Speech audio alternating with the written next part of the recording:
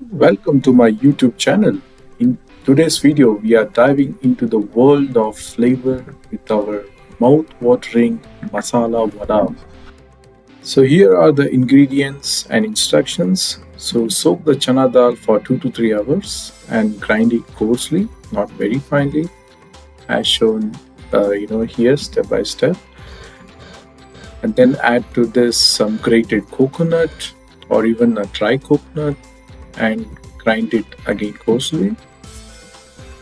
So transfer that to a separate bowl and add all the ingredients. Let's say some green chilies, finely chopped coriander leaves, ginger, some dill leaves. Additionally, also you can add some curry leaves as well. For the taste purpose, add some salt, some turmeric powder.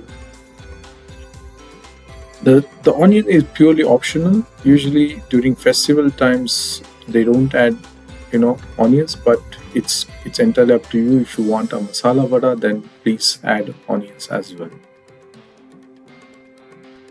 Now mix this mixture.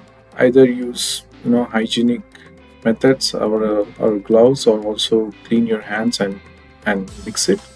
Sometimes you need to add gram flour to get that consistency, and also add a pinch of oil or two to three teaspoons of oil, and until you get the thickness and a consistency till.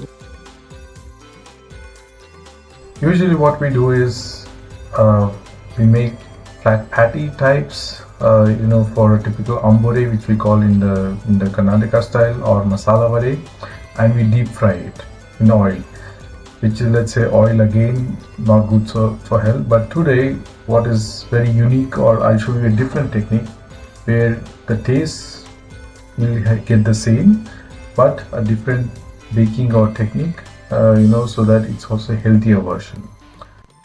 Shape the mixture into small patties as shown here, and apply 2 to 3 teaspoons of oil onto your hand and place them on this oven tray as shown here.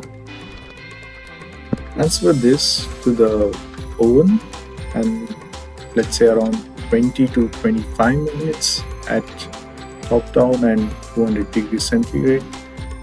Let it bake and enjoy the change in color during the procedure.